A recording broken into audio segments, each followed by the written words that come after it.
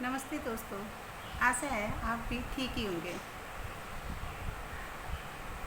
आपको वीडियो मेरा देखना कैसा लगा पता नहीं, किसी ने कमेंट तो किया नहीं है। अच्छा ही होगा और मुझे उत्साहित करेंगे। अगर आपको मेरी वीडियो में कोई गलत लगे या ठीक लगे तो मुझे उत्साहित करना, ये बहुत अच्छी बात है। देखो दोस्तों, ये रामायण है। रामायण रामायण है तुलसीदास जी की। इसको मैं 3 बार पढ़ चुकी हूँ रामायण को। और ये देखो भाग्य दर्पण है। भाग्य दर्पण ये उल्टा दिखता है इसमें, पता नहीं क्यों। ये गीता जी है। गीता जी मैंने एक बार पढ़ रखी है, सिर्फ एक बार। भाग्य दर्पण बहुत बार पढ़ रखी है। ये हस्तरेखा है। हस्तरेखा भी मैंने बहुत बार पढ़ रखी है। ये दुर्गा सप्तशती है। दुर्गा सप्तशती भी मैंने, जैसे नौरते आते हैं तो मैं दुर्गा चालीसा ज़रूर पढ़ती हूँ। दुर्गा चालीसा तो पढ़ती ही हूँ।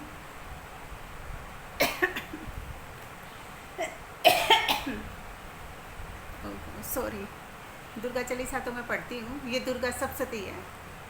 और ये एक बुक है रहस्य। इसमें हमारे मन की बात, मन में क्या वृथा चल रही है, क्या चल रहा है, क्या चक्कर चल रहा है, कैसे हम नेगेटिव है, कैसे हम पॉजिटिव है, इस बुक्स के बारे में बहुत सारा ज्ञान है। जैसे मैं हस्तरेखा पढ़ती हूँ, इसमें बहुत सारी हस्तरेखा की बातें हैं, बहुत सारी। अभी बहुत सारी सब हस्तरेखा, हाथ, ये सब हस्तरेखा के बारे में है इसमें। तो मैं पढ़ती हूँ जितना मेरे को थोड़ा बहुत आता है।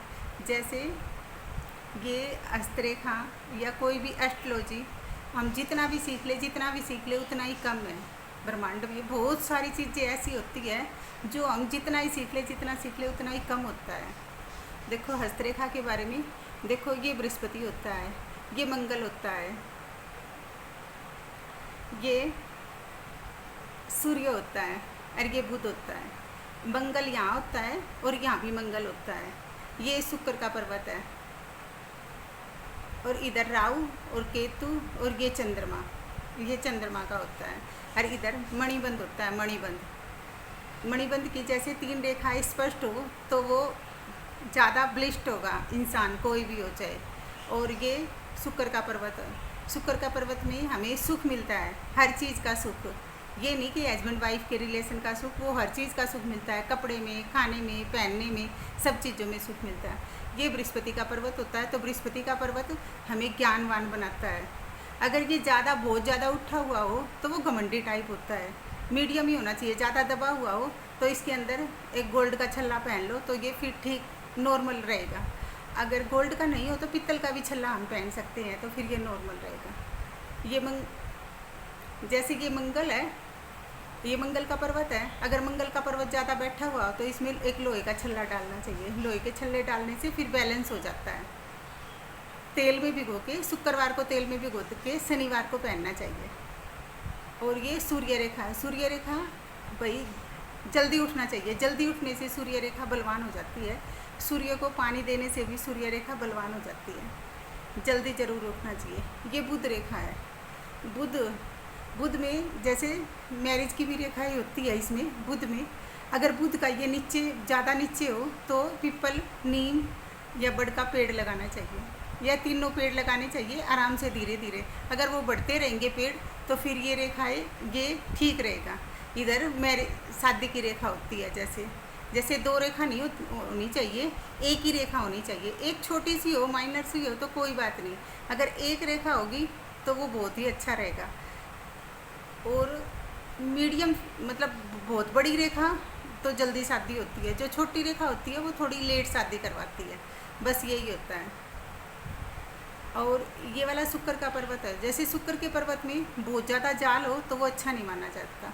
अगर एक रेखा इधर से जैसे ये जीवन रेखा है, जीवन रेखा से गाड़ी होती हुई इधर आ जाए तो उसके पास बहुत ज़्यादा ज़मीन होती है।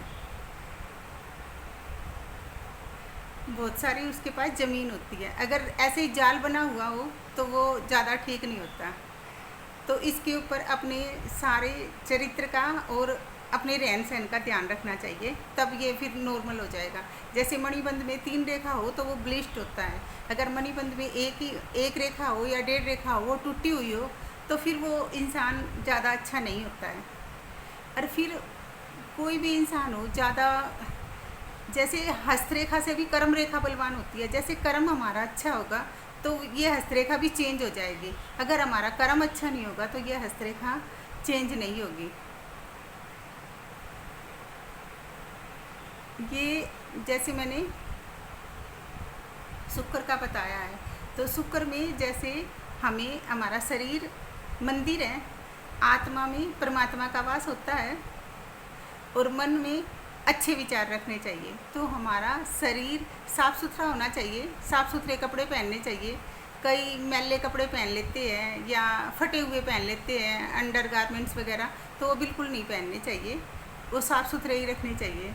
और कहीं भी जाओ ना, अपने चप्पल और जूते को बिल्कुल साफ़ रखना चाहिए, इससे शुक्र मजबूत होता है। कई ऐसे सोचते हैं ना ना कोई बात नहीं, चलता है। अगर किसी के पास हो तो ज़रूर पहनने चाहिए साफ़ सुथरे, अगर किसी के पास नहीं हो तो वो उसकी मजबूरी होती है। रामायण में तो संपूर्ण रामायण है, संपूर्ण इंसान का जीवन है। अगर एक एक चौपाई पढ़े, फिर दोहा पढ़े, जो उसके अर्थ है वो पढ़े, तो अपने आप समझ में आ जाएगी। वही संपूर्ण जीवन है।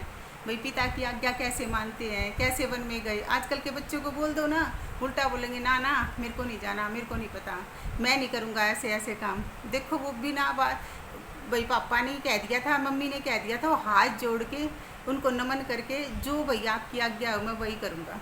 तो देखो अब तक भी नाम है राम और लक्ष्मण और सीता जी का, अब तक भी नाम है बहुत ज़्यादा। अच्छा, मैं शुक्र की बात कर रही थी, तो शुक्र में साफ़ सुथरे कपड़े पहनने चाहिए। अगर फिर भी शुक्र कमज़ोर हो तो शुक्रवार को या सोमवार को दूध का दान करना चाहिए। दूध नहीं हो तो कोई भी वाइट चीज़ का दान करना चाहिए, जैसे आटा है, चावल है, ये भी सफ़ेद ही है ना, सफ़ेद कपड़ा है, तो इसका दान करना चाहिए। इससे वही शुक्र मजबूत हो जाएगा। शुक्र मजबूत हो जाएगा तो हमें सुख मिलेगा, जैसे खाने का सुख, पहनने का सुख, सोने का सुख, हर चीज़ का सुख मिलता है इससे। और जैसे ये बृहस्पति है, जैसे बृहस्पति अगर उच्च का हो तो वो उसको अपने आप ज्ञान हो जाएगा, ज्ञान मिलेगा उसको। जैसे बाहरी ज्ञान नहीं, अंतर ज्ञान मिलेगा। जैसे हमारा कैसा जीवन है, हम क्या करते हैं जीवन में, हम कैसे रहते हैं जीवन में, और क्या हम करना चाहते हैं, हमारा जीवन का उद्देश्य क्या है, और हम कैसे रह रहे हैं। इधर उधर की बातें करके ही उसमें अपना जीवन नष्ट करते हैं, या हम सलीके से रहते हैं, बड़ों का आदर करते हैं, रिस्पेक्ट करते हैं। जैसे भाई, अगर भाई का रिस्पेक्ट करे तो उसका बुद्ध मजबूत हो जाता है। अगर भाई बहन की रिस्पेक्ट करे तो उसका भी बुद्ध मजबूत हो जाता है। अगर पापा की रिस्पेक्ट करे तो उसका बृहस्पति तो उच्च होता ही है, साथ ही साथ उसका सूर्य भी उच्च होता है। जैसे माँ, अगर माँ की रिस्पेक्ट करे तो माँ के लिए जैसे चंद्रमा है, चंद्रमा बलवान हो जाता है, तो चंद्रमा के कारण सोच उसकी बलवान होती है। पानी अधिकतर वेस्ट नहीं करना चाहिए पानी को।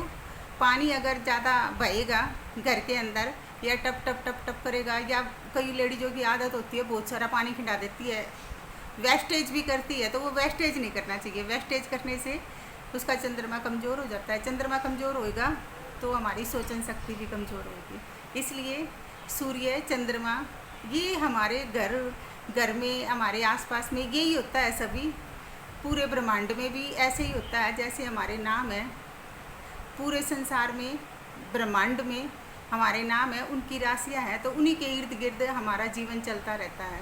राशियां जैसे मेष, वृष, मिथुन, कर्क, सिंह, कन्या, तुला, वृश्चिक, धनु, मकर और कुंभ, मीन, ये हमारी 12 राशियाँ हैं। नक्षत्र इसमें 27 होते हैं। जैसे 12 राशियाँ हैं तो पूरे ब्रह्मांड, पूरे संसार में कितने भी नाम होते हैं तो उनके ऊपर, इन राशियों पे ही चलते हैं। जैसे सूरज घूमता है, चंद्रमा घूमता है, पृथ्वी घूमती है, ऐसे ही हमारे जीवन में राशियों का भी चक्र चलता रहता है। तो राशियों का चक्र चलता रहता है तो हमारे कर्म, हम जो कर्म करते हैं उसी के कारण राशियाँ घटती बढ़ती रहती है। अगर जैसे हम अच्छे कर्म करेंगे, अगर हमारी ग्रह रेखाएं कमज़ोर होगी, अच्छे कर्म करेंगे तो वो अपने आप ही बलवान हो जाएगी। अगर हम अच्छे कर्म नहीं करेंगे तो ग्रह ग्रह या रेखा कितनी भी अच्छी हो तो वो फिर डाउन में चला जाएगा। आशा करती हूँ कि आपको मेरी बातें पसंद आएगी और मेरे को आप लोग सहयोग भी देना।